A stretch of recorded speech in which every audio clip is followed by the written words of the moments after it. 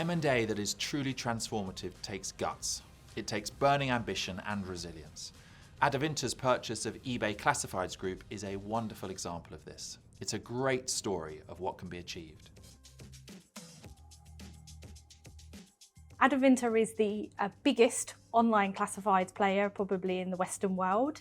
But really, in short, we provide platforms for people to buy, sell and trade things from cars to houses to secondhand baby gear to shoes. We hate waste. We want to help people and things connect to a new purpose. So we really envisage a world where ultimately sustainable commerce can help shape a healthier planet and society. Adevinta's bid to buy eBay Classifieds Group back in 2020 was bold. You're talking about two organisations, both similar in size but very different in terms of maturity. eBay Classifieds Group was part of a large, established US company. Adevinta, on the other hand, was Europe-centric and learning to stand on its own 2 feet, having just been spun out from its parent Schibsted. The acquisition doubled the size of Adevinta overnight. It was an ambitious and really plucky move.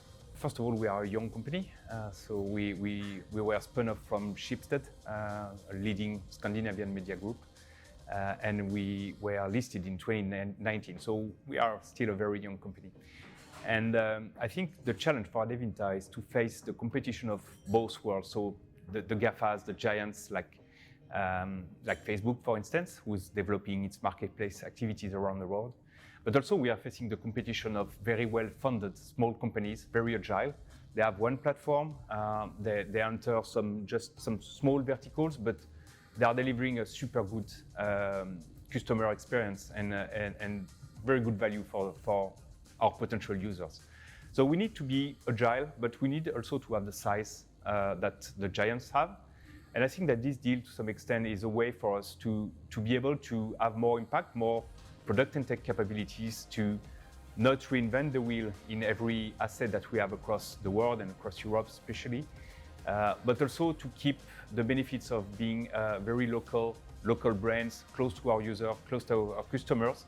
There was a huge amount of pride in terms of being able to do this deal and become the largest classified. You know, we are an ambitious organisation. We love to win, and that really kind of satisfied people's level of ambition. I think Adevinta invested the time to look ahead and to develop a clear vision for the new organisation early on. And that put them, frankly, in a great position from the outset. There were some companies who basically had more money than what we did. We realized that the duplication of some capabilities in each market was not very productive and not very efficient. So looking at what we have in common, I think in finance, in HR, in IT, but also to some extent in P&T has helped us to unlock some value and to be able to be competitive with the other bidders during that process. Well, mapping out the future operating model, which we call the lighthouse view, and using that to explore the art of the possible has certainly inspired Adevinta at all levels to take some big leaps. Examples include the way that IT was designed to meet a future digital business, or the use of shared services across procurement and other parts of the back office. In terms of long term, I think Deloitte has helped us to using those kind of lighthouse analogy and looking at what Adevinta could be in 10 years. And I think that's helped us, to set the direction. We spent a long time in surveys and focus groups and interviews, really understanding from the two organisations what was important to them, what they truly valued about the workplace and their work life, the things that they loved. And we looked to make sure that we kind of retained all of those great things and scaled them when we put the organisation together.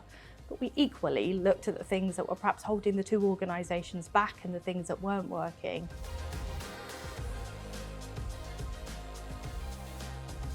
This deal for me has been a marathon rather than a sprint. In the early days, challenge from competition authorities both in the UK, Austria and further afield has meant that Adevinta had to pivot to rationalise its portfolio. We've had to adapt ourselves to the various steps. So basically the first step was to close the deal. It took us 11 months because we faced some competition authority challenges.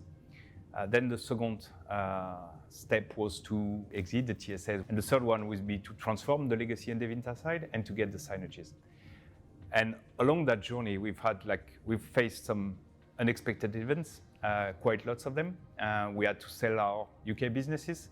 We've had some leadership changes, and we've reviewed our portfolio strategy. And for instance, we decided to focus on the European markets mainly. And well, you don't need the same kinds of, let's take IT. If you're all around the world, then the IT support needs to be 24/7. While if you're focused mainly in Europe, you need a different setup. So basically, yes, of course, we are readjusting all the time. Maybe a period that got elongated in the process was really our stabilization period, because we lost a couple of our executive team. We announced them on legal day one or just before, and then in the preceding kind of 3 to 4 months, we lost a couple of those, which meant that we needed to take slightly longer to get the organization back on track and stabilized. But the good news is it allowed some of our more senior leaders to step up into those executive roles on an interim basis, which was great for their career development. Who could have expected the pandemic, and who could have expected the Ukraine crisis, the shortfall in electronics that affects the motor revenues? No one could have predicted that. So at some point, you need to just adapt and to be resilient. And I think that's what we have proven as a team is resilience, and I'm very proud of that. In such a kind of large-scale merger, there's a lot of complexity, there's a lot of volume of that complexity, and I think we always knew that there would be bumps in the road. The transition service agreements that we have with eBay are a great example of that. We always describe them as being a blessing as well as a curse. They were a blessing because they allowed the two organisations to come together probably more quickly than they would have been able to. But they were a curse because what it meant is that we had to change all of our global systems, processes and policies all at the same time. And that was a challenge for the teams that were having to design all those new global pieces, but equally a challenge for the employee who had to experience them kind of all at the same time. You know, running the people comms and workplace function, I had half my organisation for 1 year in one Workday system and the other half in another. So I didn't have one clear view of what my organisation looked like, and I only had access to one of those two systems. So we spent a long time asking for patience. We also worked with Deloitte to help find a few agile solutions to help me knit things together. I think the third challenge that I would say that we had was education of the business as to what good change management looked like. I think for a lot of our business, they undervalued the impact that great change management can have going through a program like this. Some confused it with good communications.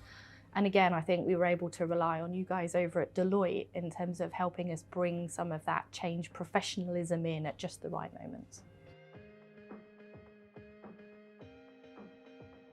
Adevinta's post-deal synergies are coming from a number of places, both cost and revenue. For example, synergies in rationalizing applications or synergies across IT, finance and HR. You cannot do everything together. You need to start with what's less customer and user facing because that disrupts a bit less the growth and the business. And then you move along the curve and look at areas like product and tech, feature teams, where we didn't look at it at the beginning. There are some limitations to what a business can cope with in terms of change on the same time, and yeah, we need to continue to grow. It was two large organisations of similar size coming together. We wanted to be able to take the best of both organisations. We very much have taken the organisational design of our incoming Adevintans because we really believed it set them up to operate at scale, and we were a newly scaled business. But I don't think the legacy Adevintans expected us to change our structure and our organisational design. Equally, legacy Adevinta had a nimbleness and an agility to its decision making that I don't think our incoming Adevintans had. And I think, you know, we've looked to take that as another good part of our journey. Transforming while still growing, while still rolling is a challenge for sure. We looked at all the efficiency levers that we could find, and there are lots for the future. But as Adevinta was heavily decentralized, we also didn't want to go for the full Google model or full integrated model for a few reasons. First of all, we are different platforms, different brands. It's not a one-size-fits-all. And secondly, there is lots of entrepreneurship and autonomy within our main markets. That really makes the difference and makes this culture a very, I would say, empowering culture for the employees in Adevinta. So when we looked at it, we always stress test that with our thinking, with the reality of the markets, and also we wanted to avoid any business disruption. Throughout the integration, Adevinta has been learning what works, what doesn't, and what this level of change really involves. And that insight and experience puts them in a great position going forward. Put culture first, always. I think the other thing is over-communicate. You always think you're doing a good job of communicating, but you can never really do enough. So always do more. And probably the third thing is really think about embedding the change. I'd underestimated how much energy, resilience and patience you need to really get change embedded. It isn't just a pure comms job. Change management takes time. Our key success factors for me personally, I think one, I'll go back to the brilliant teams. You know, I've been really lucky to be surrounded by a functional team that has diversified opinions and ideas, and that's really helped. You know, secondly, working alongside Deloitte and some of our partners, you've brought credible expertise to us. You came in, you got stuff done, you rolled your sleeves up, and that really made a difference to me in terms of the transformation I was trying to lead. And I think thirdly, I just had a brilliant executive team. You know, I had an executive team that really put people first and understood that they needed the right people with the right skills in the right places. And equally, they understood that if there wasn't the right culture in which teams could come together and work successfully, we were equally going nowhere. In the initial phases, we saw the impact being softer things like sharing of best practice, sharings of learnings. But ultimately, that helped us to accelerate features. So if I give you an example, you know, our French team were quite progressed on the transactional journey when it came to features, but then they were able to help some of the newer parts of our organisation develop those features on a much more accelerated rate. And then I think that leads to even harder impact, things like solid financials quarter on quarter, and we're really lucky and we're still very much on track with our synergy plan. Adevinta has a publicly stated €130 million annualised synergy target to get to 3 years after the date of the deal, and they are bang on plan to achieve it. I think from a business perspective, we're absolutely feeling the impact that we wanted to. As I've said, you know, I think the business teams and the commercial teams have been absolutely able to accelerate in terms of some of that feature development and really progress the business from a product perspective. I'm always most proud of the teams, but teams that always put the user and the customer first at every juncture. It was something that I see a lot of organisations kind of having this trait during the pandemic, but I can say through the pandemic and now through the merger, it's still very much alive and kicking at Adevinta.